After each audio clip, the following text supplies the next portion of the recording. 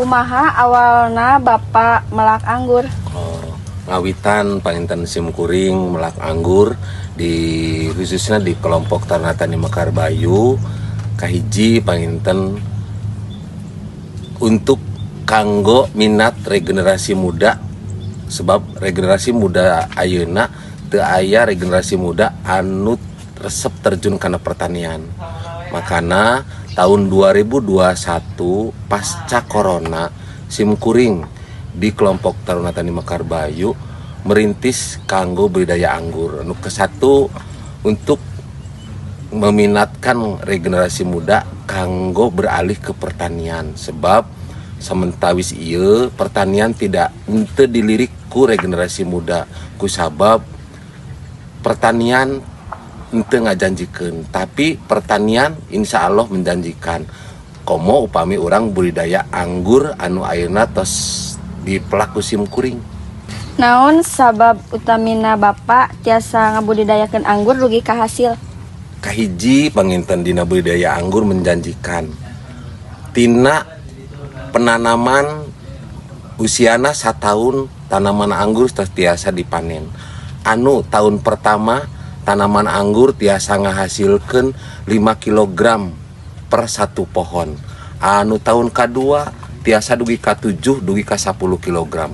Otomatis eta aya nilai ekonomi anu langkung-langkung tina budidaya anu sanesna. Saperkawis panginten tanaman anggur tiasa hirup di alam langkung ti 50 tahun usiana.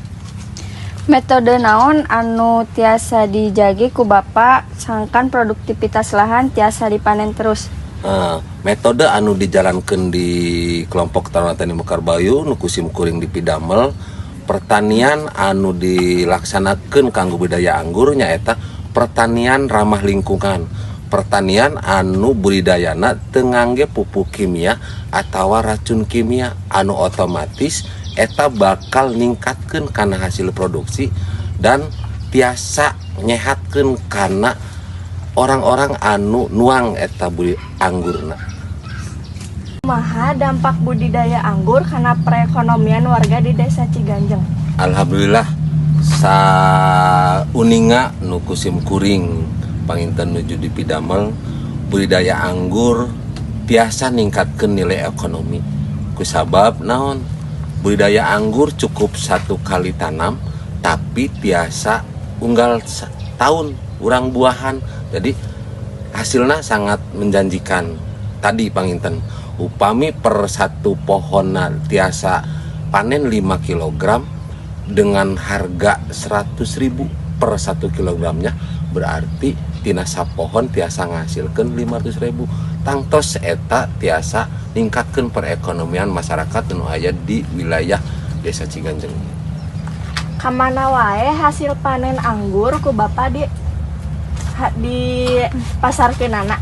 Alhamdulillah kanggo budidaya anggur nu aya di Desa Ciganjeng saperkawis dugi ka taun ayeuna simkuring teu kedah masarkeun ka pasar atawa masarkeun ka warung-warung.